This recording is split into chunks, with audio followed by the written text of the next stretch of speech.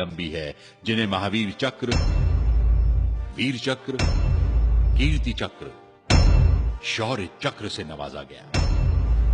आजादी के बाद पहली बार 2 गोरखा अफसरों ने तरक्कियों की सारी पुरानी हदों को पार करते हुए लेफ्टिनेंट जनरल के ओहदे पर पहुंचने में कामयाबी हासिल की।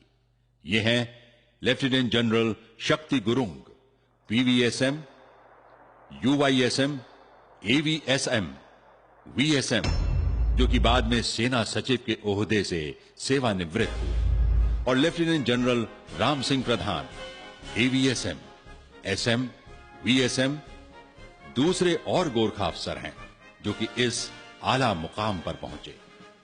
और हमारे लिए फख्र की बात यह है कि आज का ये खूबसूरत गोरखा द्विशताब्दी महोत्सव भी इन्हीं 2 अफसरों की कोशिशों का नतीजा है।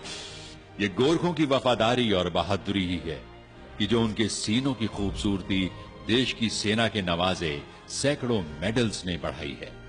गोरखों की बहादुरी ही है जिसने हिंदुस्तानियों के दिलों पर ही नहीं बल्कि शायरी के कलाम पर भी कब्जा किया है और उन्हें ऐ मेरे वतन के लोगों जैसे मशहूर नज्म में भी मुकाम दिया। गोरखे नमक का कर्ज कभी न भूलने वाली कौम है। यही वजह है कि उनकी बहादुरी की दास्तानें हिंदुस्तान की हर जंग और यहां तक कि दहशत के खिलाफ जंग में भी मिल जाती हैं। हालांकि गोरखों के फौजी कारनामों की वजह से उन्हें सीमित कर दिया गया और वो ये कि गोरखे सिर्फ अच्छे फौजी या फिर गार्ड ही हो सकते हैं। इस सोच ने गोरखों की सलाहियतों पर पर्दा डाल दिया।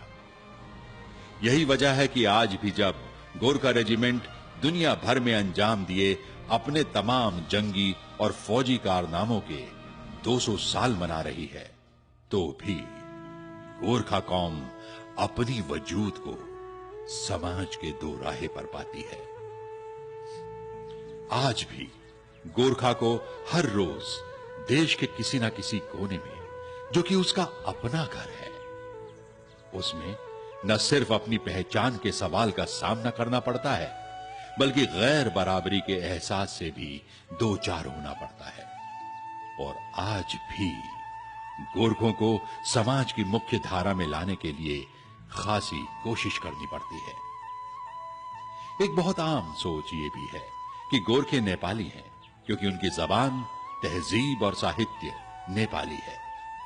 इसी वजह से गोरखों के वजूद पर ही सवालिया निशान लगे रहते हैं, जबकि नेपाली जबान हिंदुस्तान की कई राष्ट्रीय भाषाओं में से एक है और नेपाली बोलने वाले गोरखे भी वैसे ही हिंदुस्तानी हैं जैसे कि हिंदुस्तानी बंगाली बोलने वाले बांग्लादेशी नहीं और उर्दू बोलने वाले पाकिस्तानी नहीं और तमिल बोलने वाले श्रीलंकन नहीं हैं। गोरखे खालिस हिंदुस्तानी हैं। पूरे हिंदुस्तान में 10 मिलियन यानी 1 करोड़ हिंदुस्तानी नागरिक गोरखे हैं। उत्तराखंड की कुल जमा आबादी का 12% गोरखे हैं। गोरखों की राष्ट्र निर्माण में योगदान की तमाम कहानियां कही ही नहीं गई। हजारों गोरखे देश के हर कोने में, चाय के बागानों में, कुनैन की खेती, तेल के कुएं, कोयले की खानों में काम करते मिल जाएंगे। ना कोई जात पात की बहस, ना ही किसी तरह का झगड़ा लड़ाइयां, बस सादा जिंदगी और ऐसी मेहनतकश कि अपने आप में एक किस्म की पहाड़ी फौज का वजूद रहता है और आज भी वजूद के उसी पुराने पायदान पर है जिस पर हिंदुस्तान की बढ़ती जीडीपी का कोई असर नहीं। अब देखें ना, खड़क सिंह बिष्ट का नाम आप में से कितने लोगों ने सुना है? खड़क सिंह बिष्ट भी एक देहरादून के स्वतंत्र सेनानी थे जिन्होंने गांधी जी के साथ दांडी यात्रा में भाग लिया था। खड़क सिंह बिष्ट पहले गोरखा स्वतंत्रता सेनानी थे। और मेजर दुर्गामल का नाम? मेजर दुर्गामल देश की आजादी के वो जंगोजू थे जिन्हें अंग्रेजों ने फांसी के फंदे पर लटका दिया था। आज भी देश की पार्लियामेंट में उनकी मूर्ति कुर्बान होने वालों की याद दिलाती है। कुछ ऐसे ही नामालूम दास्तां हैं मौसीकार राम सिंह ठाकुर की, जिनकी कंपोज किए आईएनए का तराना कदम कदम बढ़ाए जा आज भी हिंदुस्तानियों के दिले जुबान पर राज करता है। अब यही तराना इंडियन आर्मी का भी है। राम सिंह ठाकुर ने ही आजाद हिंद फौज का कौमी तराना सब सुख चैन कंपोज किया था। उत्कल बंगा संचल सागर विंद हिमालय नीला जमुना गंगा, तेरे नित गुण गाए तुझसे जीवन पाए, सब तन बाए आशा सूरज बनकर जग पर चमके भारत नाम सुभागा।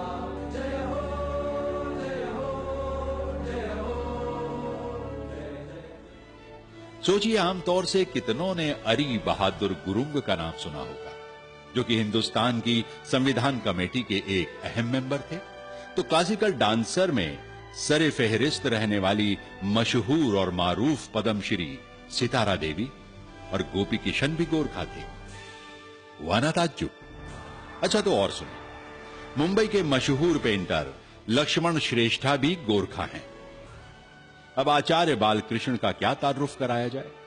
उन्होंने तो हिंदुस्तानी आयुर्वेद को सारी दुनिया में पहुंचाया है। तालीमी मैदान में भी गोरखों का कम योगदान नहीं रहा। उत्तराखंड का मशहूर कैम्ब्रियन हॉल की बुनियाद श्री शशि शमशेर जंग बहादुर राणा ने रखी थी, और फिर उनकी रानी साहिबा ने उनकी मुहिम को आगे बढ़ाया, और आज यहीं से तालीम पाए लोग आर्मी जनरल, एयर मार्शल, उद्योगपति, शिक्षाविद, मशहूर कलमकार और आला किस्म के व्यापारी बन रहे हैं। आज हिंदुस्तान के सभी राज्यों में सिक्किम को सबसे ज्यादा प्रगतिशील राज्य माना गया है। इस राज्य के चीफ मिनिस्टर श्री पवन चामलिंग किसी तारीफ के मोहताज नहीं है। कुल 5 बार सिक्किम के चीफ मिनिस्टर रहे, और ये उनकी आला सोच ही है जिसने सिक्किम सूबे को आज ये बेहतरीन मुकाम दिलाया है। समस्या चाहिँ राम्रो शिक्षकहरूको कमी छ। गोरखा टेरिटोरियल एडमिनिस्ट्रेशन के चीफ एग्जीक्यूटिव जनाब बिमल गुरुंग हैं, जो कि दार्जिलिंग में गोरखों की ख्वाहिशों को परवान चढ़ाने के लिए मेहनतकश हैं। आज जो इतना दिन का बाद में हम लोग बातचीत हुआ, और हमारा एमपी जैसे सालोले ने हमारा जो बात था वो स्पष्ट रूप से वहां पर रखा। हम लोग खुश हूं। और यहां अपने उत्तराखंड में भी गोरखे अपने नाम, नमक और निशान की खातिर राज्य की तरक्की के लिए हर वक्त कुर्बान हैं। 1976 तक देहरादून शहर भी 3-3 गोरखा रेजिमेंट्स का घर रहा है, और जो गोरखे यहां रिटायर हुए वो यहां के होके रह गए। यहां की मिट्टी इतनी भाई कि यहीं जमीन खरीदी और यहीं मकान बनाए, और उनकी अगली नस्ल भी उनके पद चिन्हों पर चल रही है। ये देहरादून ही है जहां गोरखों ने फुटबॉल को कुछ इस तरह अपनाया जैसे बतख पानी को अपनाती है।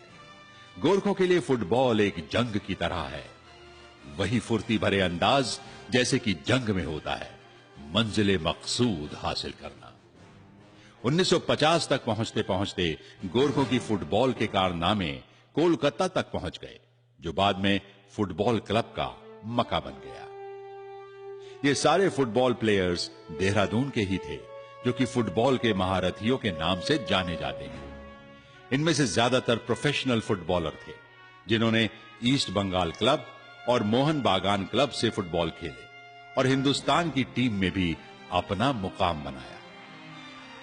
इनमें से कई Asian games, Commonwealth games, Merdeka cup, Durand cup और यहां तक कि ओलंपिक गेम्स तक भी पहुंचे हैं। चंदन सिंह रावत, वीर बहादुर गुरुंग, राम बहादुर, अमर बहादुर गुरुंग, भूपेंद्र सिंह रावत, श्याम थापा, सीबी थापा को कौन नहीं जानता, और आजकल सुनील छेत्री को सभी जानते हैं। अपने फुटबॉल के माहिराना अंदाज की वजह से वो कितनी ही फुटबॉल चैंपियनशिप्स में हिंदुस्तान टीम का हिस्सा रहे। गोरखा सिर्फ फुटबॉल के ही महारथी नहीं थे, बॉक्सिंग में भी उन्होंने अपनी खासी पहचान बनाई है। जैसे कि पदम बहादुर मल ने हिंदुस्तान को एशियन गेम्स में पहला स्वर्ण पदक दिलवाया था और इन्हें अर्जुन अवार्ड से भी नवाजा गया। इसी तरह हरि सिंह थापा को बॉक्सिंग के लिए द्रोणाचार्य अवार्ड मिला। दोनों खिलाड़ियों को उत्तराखंड लाइफ टाइम अचीवमेंट से भी नवाजा गया। 2005 में सोम बहादुर थापा ने कॉमनवेल्थ गेम्स में सोने का तमगा हासिल करके देश और गोरखों का नाम रोशन किया। और अभी हाल ही में शिव थापा ने ओलंपिक 2016 के लिए क्वालिफाई करके ऐसा करने वाले सबसे नौजवान बॉक्सर होने की खुशी मनाई। दौड़ के मैदान में भी शिव कुमार श्रेष्ठा क्रॉस कंट्री चैंपियन हैं और इसी तरह मकबूल हैं मैराथन रनर रोशनी राय, जिनके सर अकेले ऐसे भारतीय होने का सेहरा जाता है जिन्होंने 89 किलोमीटर कॉमरेड मैराथन पूरी की। खलंगा की दौड़ भी उन्हीं की सरपरस्ती में की गई है। चलें अब गोरखों की कुछ तीरंदाजी की बात हो जाए। अर्जुन अवार्ड से नवाजे जाने वाले तरुणदीप ने 2011 के एशियन गेम्स में चांदी का पदक हासिल किया और इसे जीतकर हंगामा कर दिया। भरत छेत्री हॉकी के वो खिलाड़ी हैं जिन्होंने हिंदुस्तान को कैप्टन की हैसियत से कई जीतें दिलवाई। My name is Bharat Chhetri. I am from Darjeeling, 30 years old. I am the captain of Indian hockey team. और शार्प शूटर जीतू राय को कौन नहीं जानता है। गोरखों की जिंदगी में